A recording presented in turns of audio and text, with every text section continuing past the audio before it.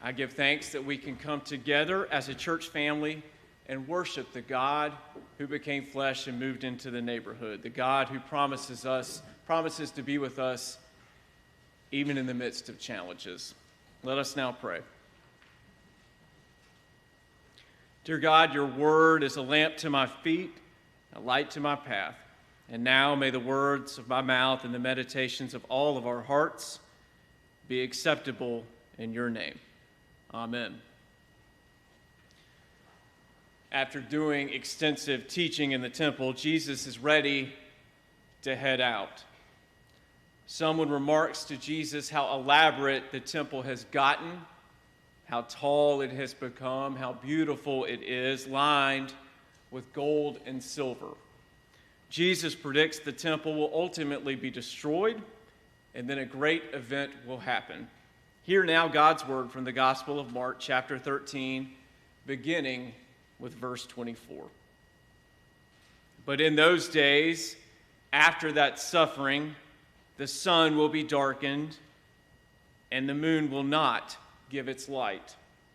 And the stars will be falling from heaven, and the powers in the heavens will be shaken. Then they will see the Son of Man coming in clouds with great power and glory. Then he will send out the angels and gather his elect from the four winds, from the ends of the earth to the ends of heaven. From the fig tree learn its lesson. As soon as its branch becomes tender and puts forth its leaves, you know that summer is near. So also, when you see these things taking place, you know that he is near at the very gates. Truly, I tell you, this generation will not pass away until all these things have taken place. Heaven and earth will pass away, but my words will not pass away. But about that day or hour no one knows, neither the angels in heaven nor the Son, but only the Father.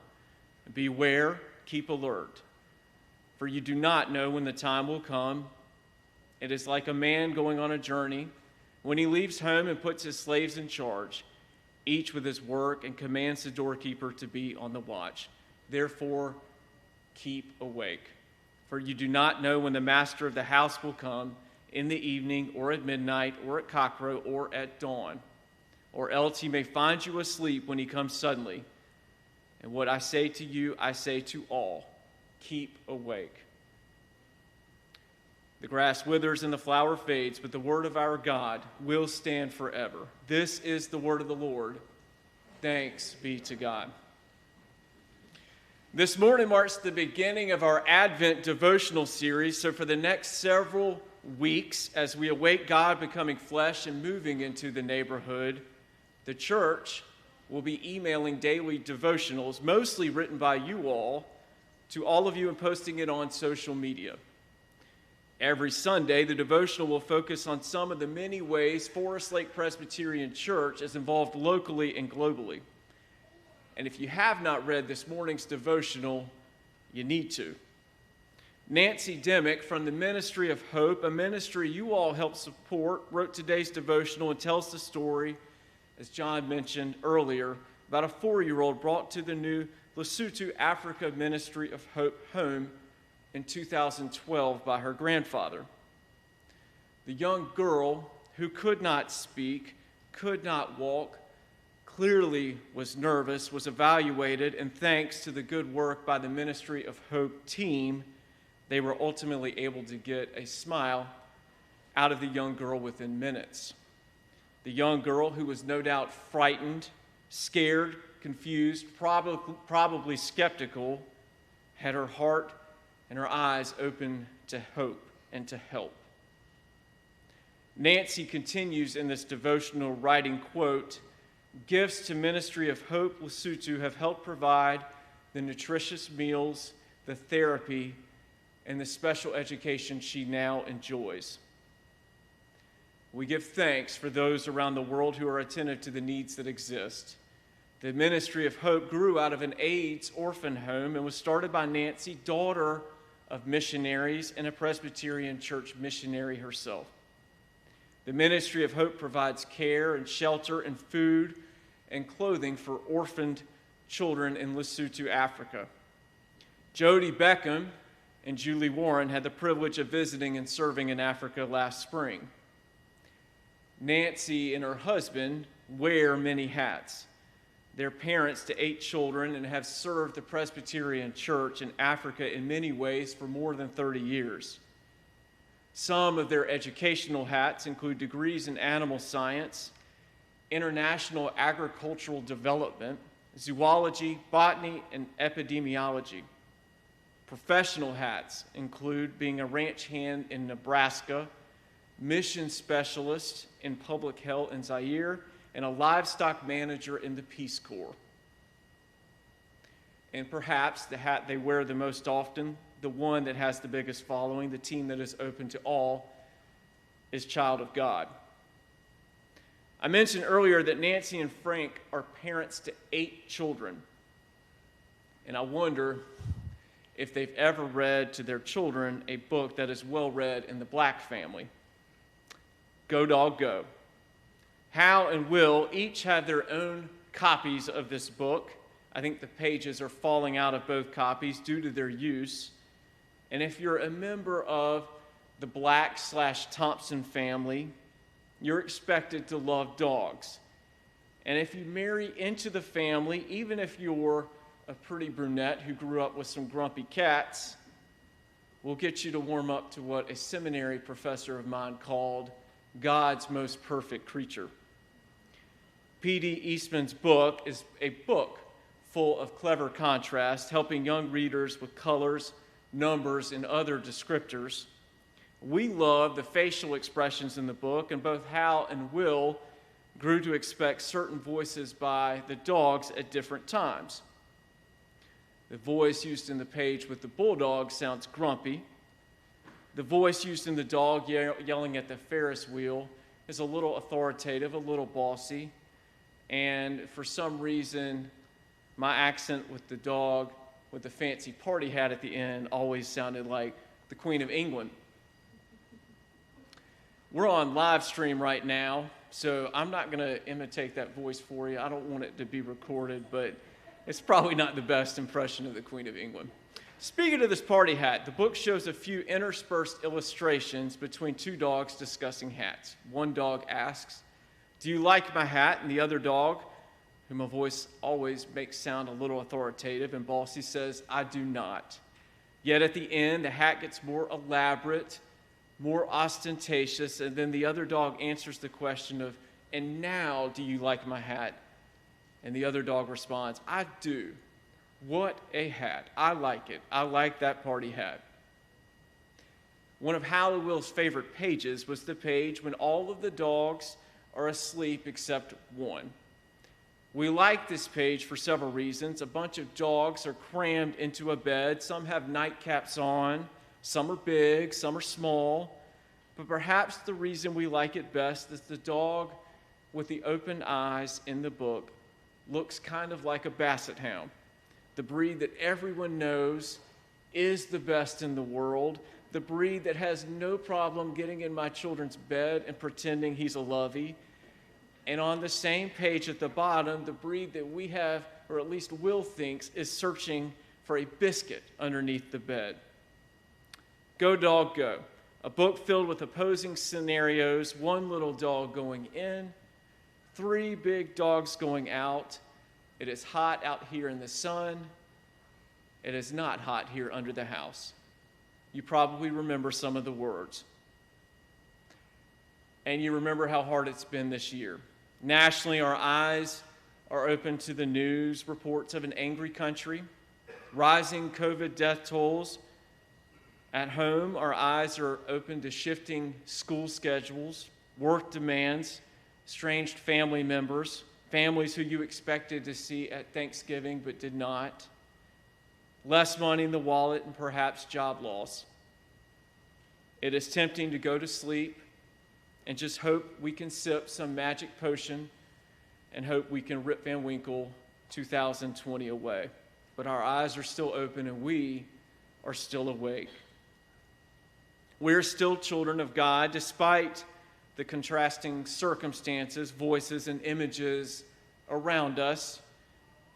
And with the privilege of God's mercy, forgiveness, grace, and steadfast love comes with the reality that we are each giving the privilege of being the disciple that we are called into becoming. Each Monday, one of our Forest Lake family goes to the Rehoboth United Methodist Food Pantry to drop off all of the goods you all drop off during the week. She comes to Forest Lake around 9 a.m., gathers all those bags you drop off, loads them in her car, takes them to Rehoboth, and then the volunteers over there quickly come out and unload them. Rehoboth's food pantry has been open for many years, but visitors who have to be from one of 5 zip codes in the Columbia area are only allowed to get food once a month. To give you an idea of how many food Rehoboth serves, there's a massive document on the computer that requires a lot of scrolling to track every visitor and how many children are in their family. Hundreds of families visit Rehoboth every week. Hundreds, from just 5 zip codes, all within this area. In addition to Forest Lake Presbyterian Church and some other churches in the area, Rehoboth gets a lot of its food from Food Lion. Each morning, one of the Rehoboth volunteers drives to Food Lion, picks up a truckload of donated groceries from the store to bring them back to the pantry.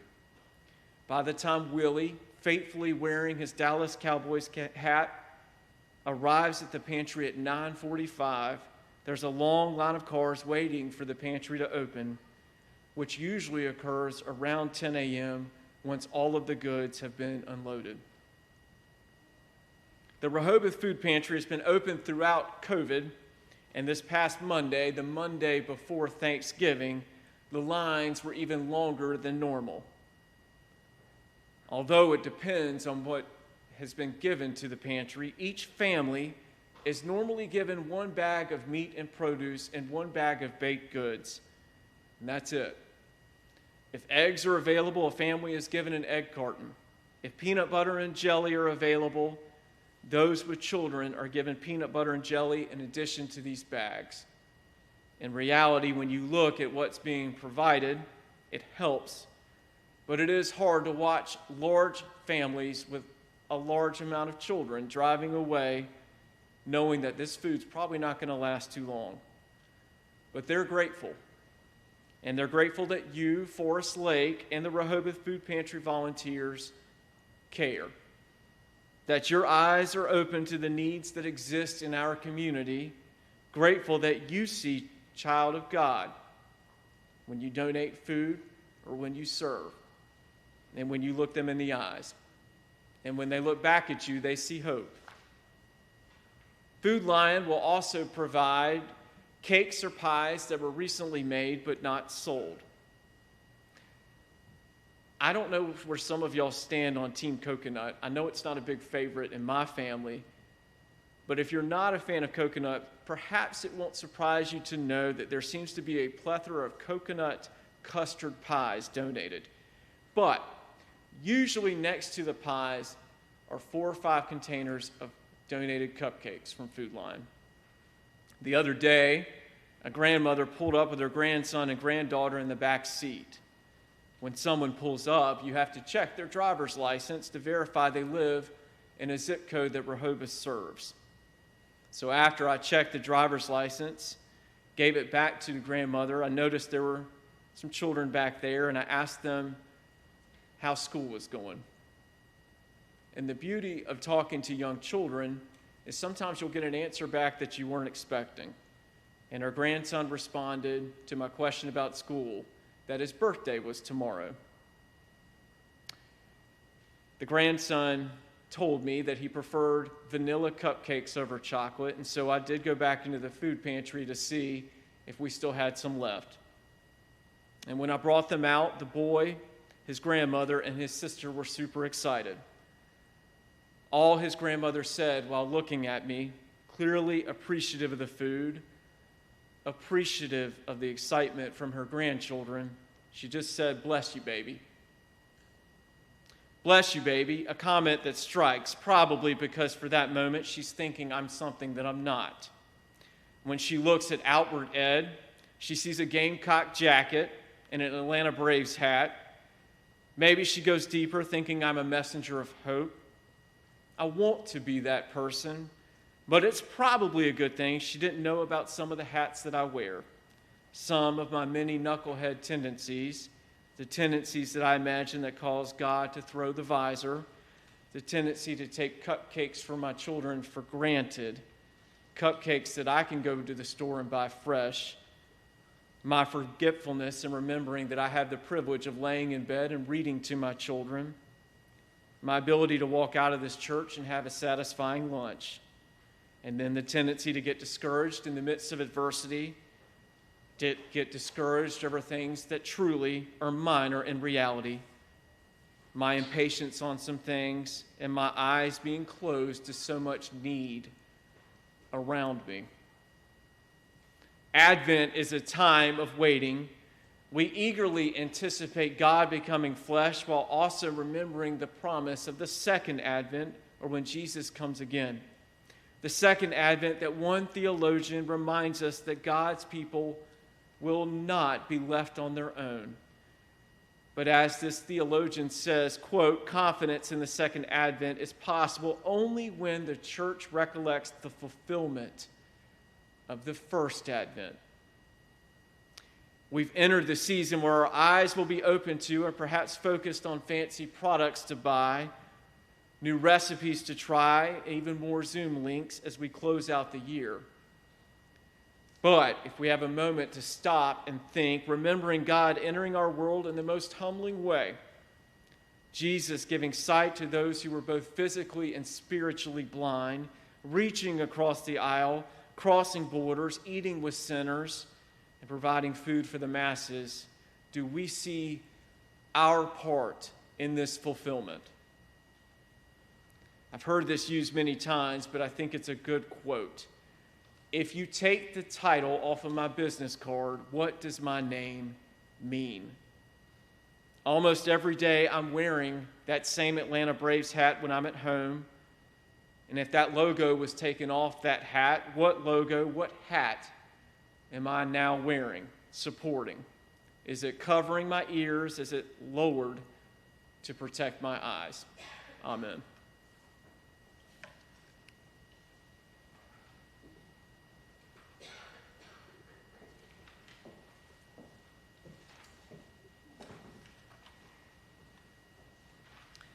As we come to a time